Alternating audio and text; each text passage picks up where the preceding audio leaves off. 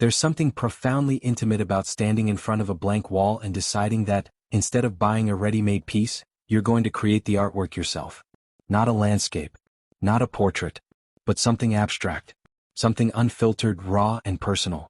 DIY abstract wall art doesn't just decorate a room, it becomes part of the room's identity. It reflects your instinct, your curiosity, and that quiet part of you that wants to explore ideas without words, without structure.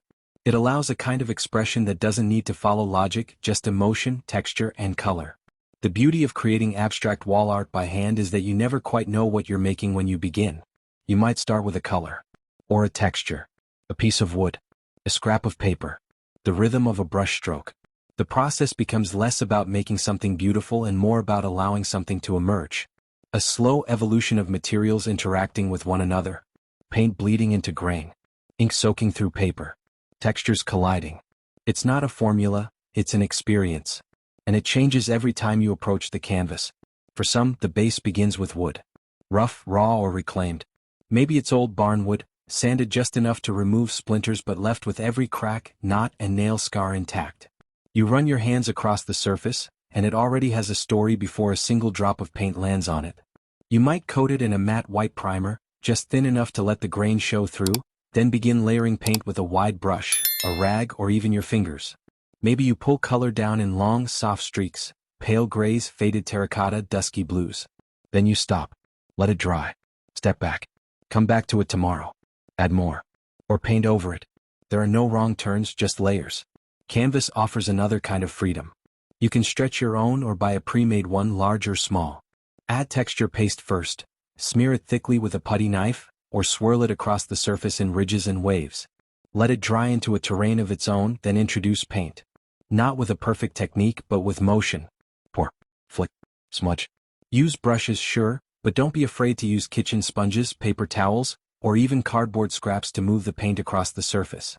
The goal isn't to represent anything. It's to suggest, to imply, to create atmosphere. Sometimes it's about structure rather than color. Imagine creating your own abstract piece using only black and white, sharp geometric forms, or gentle gradients that fade like fog. Blocks of white stacked beside hand-drawn charcoal lines. You could mask off areas with painter's tape, apply black gesso or ink, then peel it away to reveal negative space. Let the empty parts speak just as loudly as the dark ones.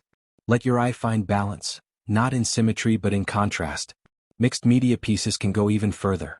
You start by laying down torn paper, old sheet music, book pages, textured scrap paper, or fabric offcuts, fixed to the surface with matte medium or gel adhesive. Some edges curl, others fold. Then paint is added over the top, some areas thick and others translucent. You might glue in bits of natural material, pressed leaves, raw twine, small wood shavings, or sand mixed with pigment.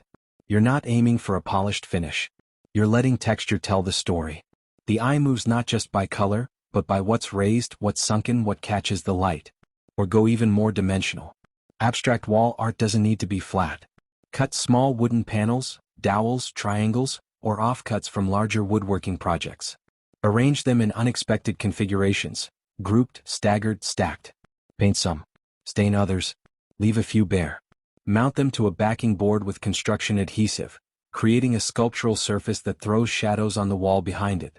It becomes part art, part architecture. Part shadow play, part texture study. There's no need for symmetry. Let the eye roam. Color is its own language. You can choose to make work that's bold, fiery reds, cobalt blues, acid greens applied with aggressive, confident gestures. Or go quiet, muted earth tones, washed beiges, foggy grays, layers of pale paint scraped back with sandpaper to reveal what's underneath. You're not just choosing color. You're choosing mood. Does the piece calm the room or energize it? Does it push forward or sit back? These are questions that get answered not with theory but by feeling it as you work. Even something as simple as plywood can become a canvas for a bold idea.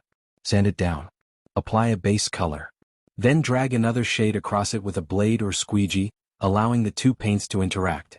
Add marks with the back of a brush. Use a comb or fork to score the surface.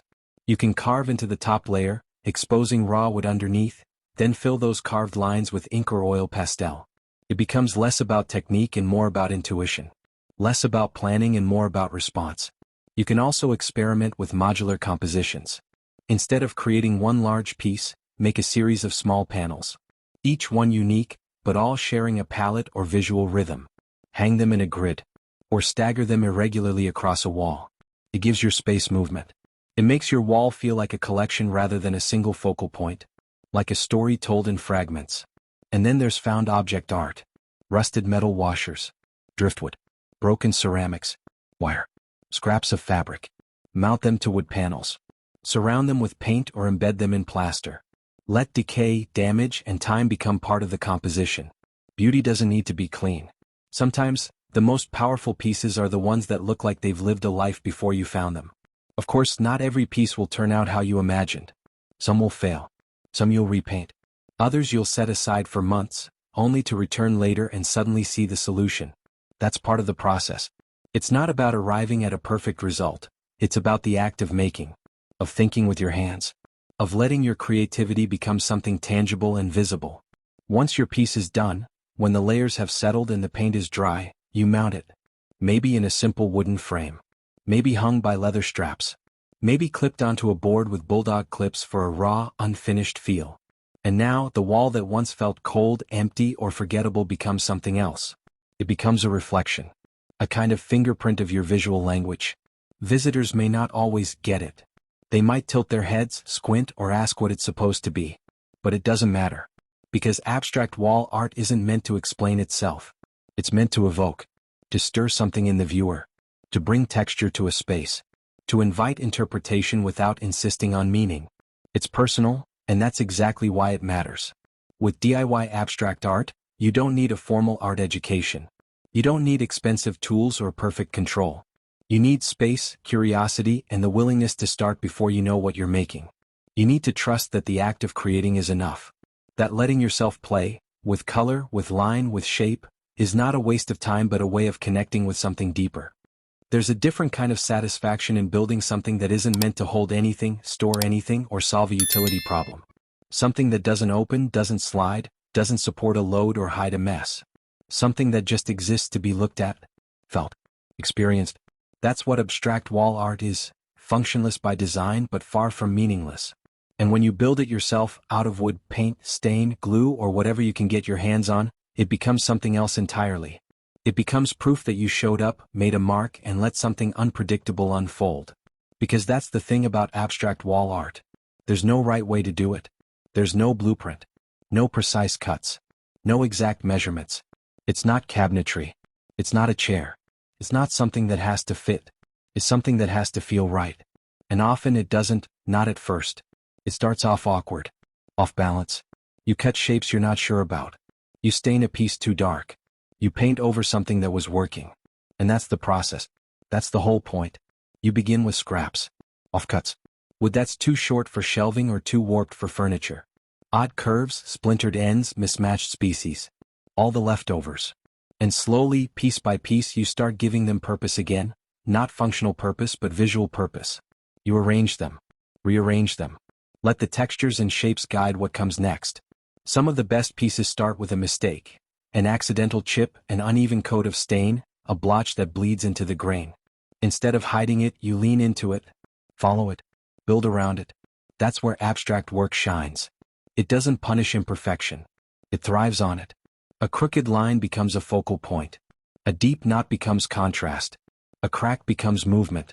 You're not aiming for symmetry or balance in the traditional sense. You're looking for tension. Rhythm. That moment when the piece doesn't just sit there, it pulls. It draws the eye. Makes you pause. Makes you question what you're even looking at. Sometimes it's all natural wood tones, clean maple, dark walnut, streaky ash, or reddish cherry. Other times you drown the whole thing in pigment. Spray paint, acrylics, even leftover wall paint from a completely different project. You tape off areas. You reveal layers. You scratch through finishes with sandpaper or razors just to see what's underneath. It's messy.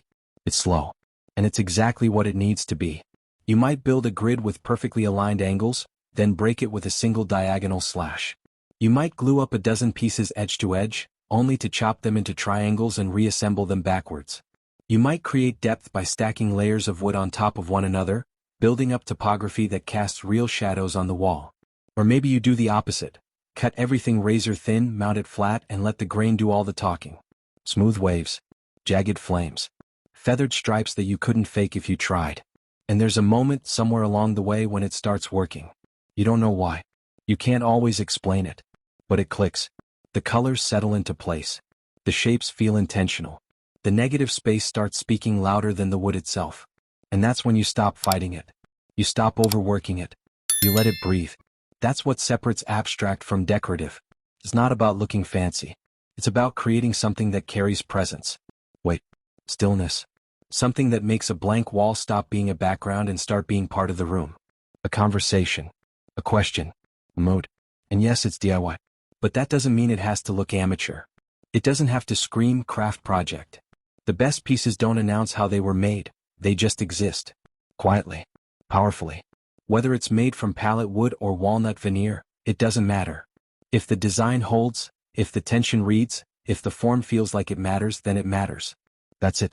And the next time you walk past it, you notice something new. A shape you hadn't focused on before. A shadow that wasn't there at midday but appears now in the low afternoon sun. That's what makes it worth the time.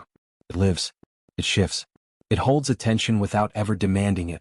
This isn't fast content. It's not flashy. It's not a hack. It's not about maximizing space or saving money. It's about one thing. Seeing what happens when you give your full attention to a blank surface and the scraps you almost threw away.